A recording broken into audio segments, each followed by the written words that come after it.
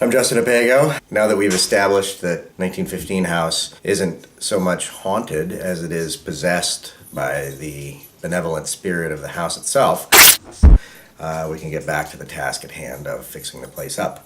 And a lot has been happening here in 1915 house. Taken down the popcorn ceiling in the living room. Boring. I began tearing off all the paneling. Boring. Put up a coffered ceiling in the living room. Psychic events. That's pretty cool, but boring. Doing a ceiling thing in the dining room. That'll be pretty cool.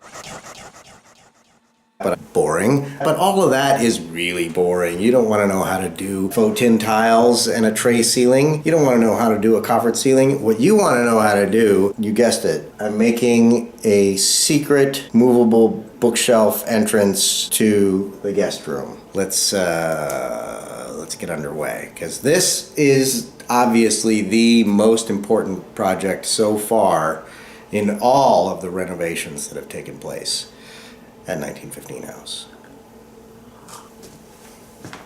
I took the casing off of this door. This was decided after the paint and all the casing and trim was already done. Removed the casing, repaired all this drywall right up, cover up the rough opening. Okay, there's no one way to do this.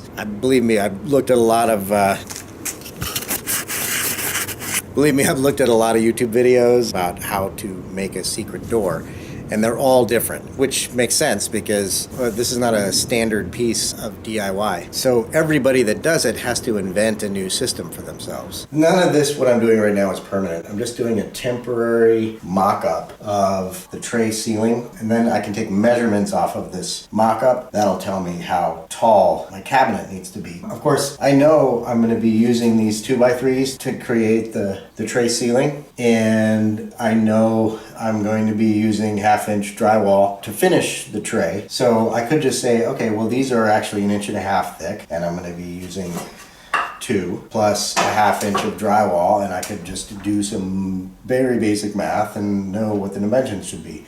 But this is all needs to be pretty exact, and so I want to actually have a mock-up here on the ceiling so that I can see the dimensions and not just know them on paper.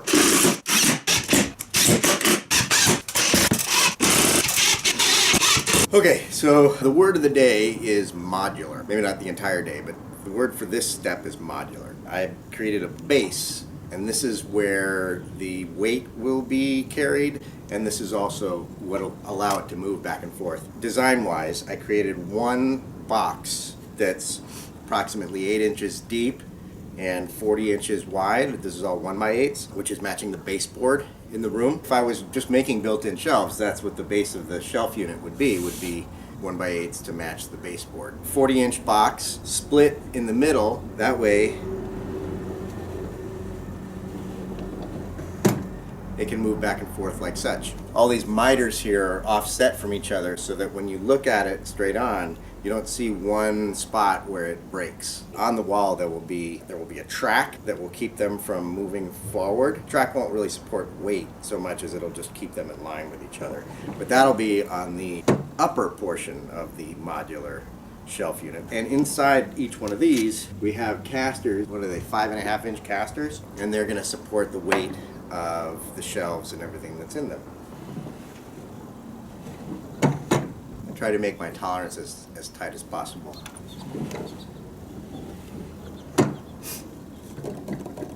Moving on.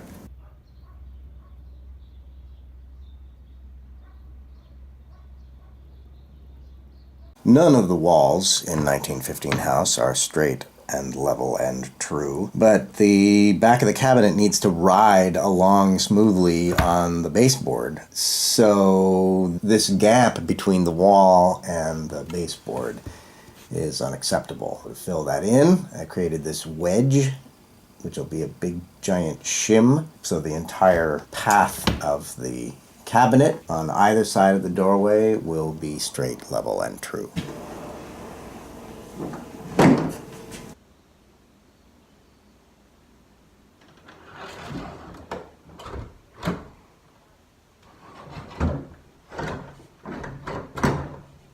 still bind up and judder more than I want them to.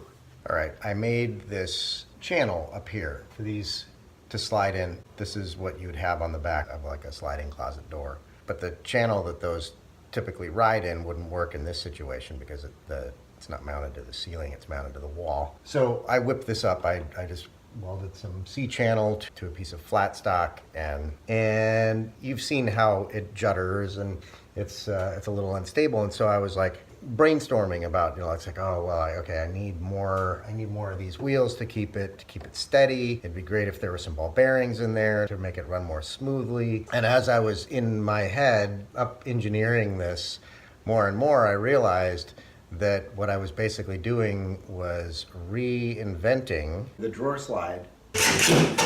Okay, now everything is attached to the back of the cabinet. This extends out like so. This extends out like so. The top of the doorway will be right about here. So this one is mounted as low as it will go. But I wanted to use two just to keep everything as close to the wall as it could be, to keep the bottom from kicking out.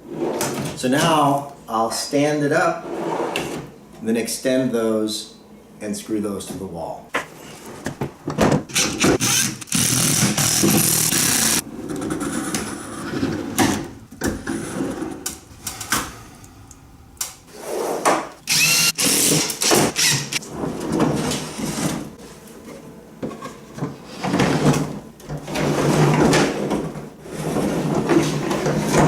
Okay, it is now stained and finished and installed.